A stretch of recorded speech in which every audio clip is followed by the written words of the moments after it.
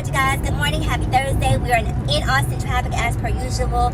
I didn't hold you guys hostage back when we were in the thick of the traffic, so we're it's lightening up a little bit here. So anyway, I wanted to come and talk to you guys because I've been out of sorts as of late because of this election, and I'm back and I'm better, right? So Tuesday night, today is Thursday by the way, Tuesday night did not turn out the way that we hoped that it would. And I was actually preparing myself for a Tuesday night's outcome. I've been preparing myself since July, believe it or not. Way back when, a couple of weeks before sentencing, the judge decided to postpone sentencing until after the election, which never made any sense to me because what are we postponing for? He committed the crime, let's get him to do the time. But the judge wanted to wait until after the election, and of course, now that the election is over, what? You know, one of the things that I was thinking about when Donald Trump became president is all of the people who were convicted for these January 6th crimes at the Capitol, all of the people he's gonna pardon. All of them. All of them, because they're patriots, as he's labeled them. But anyway, all of those people will not be held accountable because Agent Orange is back in charge again. Now this is going to be a fiasco, you know, and let's make no mistakes about it. This is going to be a fiasco because this is his last hurrah, right? He has nothing to lose at this point. He is not running for a re-election again. The gloves are off. He's going to say what he wants to say, do what he wants to do, and it's already been proven at this point that anything that he says or does is inconsequential to the people that support him. They just simply don't care. They do not care. They will rationalize any and everything that he does, or then they'll turn around on us and tell us that we're taking him too serious. Well, he's the president, baby. If I can't take the president seriously, who can I take seriously? He didn't mean it that way. Well, I need him to say what he means and mean what he says. You know, have playtime with your homeboys at Mar-a-Lago, okay? When you step up to the podium, when you're in the Oval Office, in the White House briefing room, I need you to make sense to me. You know, I can turn on Netflix if I wanted to see a comedy special. I don't tune into my president for that. Well, he doesn't mean that. So anyways, he's the president. Shout out to Kamala. You know, I hope she's having a peaceful day. Also, shout out to Joe Biden. You know, I was thinking about that too. I wonder if Joe Biden is sitting back and having himself a beer and a good chuckle saying, told you so. Told you so. Because what I found so interesting and so profound about this election is Donald Trump did not just win. Donald Trump won the popular vote. He won the popular vote, you guys. That blew my mind to see that he won the popular vote. But he damn sure did. So, I hope Joe Biden is somewhere kicking up his feet, relaxing, and, you know, just having a good old time. I hope he's putting himself in a position to pardon his son, because Trump would certainly do that if he was in the same position. And speaking of doing what we need to do, in the spirit of doing what we need to do, I want to say this, right? I love the Democratic Party, and I don't see that necessarily changing or shifting anytime soon. But what are we doing?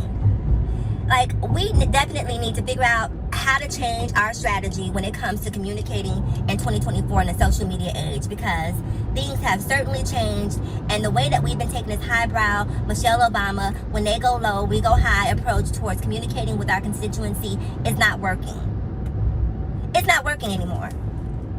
Like, there were so many times during this election cycle where I just wanted Kamala to take the gloves off and just really just take Donald Trump to task on a lot of the things that he said and done. And I don't feel like she really, as a prosecutor, made the strongest case in many instances. You know, we heard time and time again many people talking about, oh, Trump gave us a check. Trump gave us a check. And I think I may have heard her mention that once in her rallies. But I don't think that she really drove the point home to the degree that people would understand it. And then you see all of these celebrities who come out in the 11th hour, the Jennifer Lopez's and, you know, the Bad Bunnies and all of these people who did not say a word when he was being offensive to black people, right? Who did not say a word when he was taking away women's reproductive rights. Who did not say a word when, you know, LGBTQIA+ plus issues were under the microscope. Like, they sat idle during all of that, but all of a sudden when someone says something about Puerto Rico, now you guys are upset. And I'll be honest, that pisses me off, because why are you not upset when you hear him offending other people? Just because it's not your group, and I keep trying to get people to understand it, today may not be your day, But tomorrow might be your turn. And when your turn comes up, and they're putting you in your place and letting you know exactly where you stand, then don't look to all of the people that you did absolutely nothing for to stand up in your defense. The one thing I have to give MAGA credit for is MAGA is unwavering in its ignorance, okay? They don't give a damn what he says, who he hurts. We have an agenda. That agenda is Christian nationalism. That agenda is white nationalism. And we are fortified, unified, and unwavering in our support of him because he's going to get us to the promised land. Now, meanwhile, over here, I'm not voting because of Palestine. I'm not voting because they're the lesser of two evils. I'm not voting because Kamala didn't support black men. I'm not, and you're like, what? What?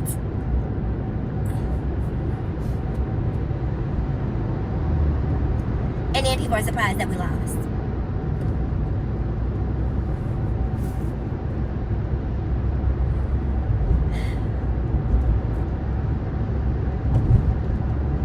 Listen, I may have lost the battle for social policies, but the portfolio is doing what it needs to do, right? We are winning there. My Tesla stock went through the roof yesterday. I woke up yesterday, I checked Fidelity, I checked Robinhood, I checked E-Trades, and my Tesla stock was booming, okay?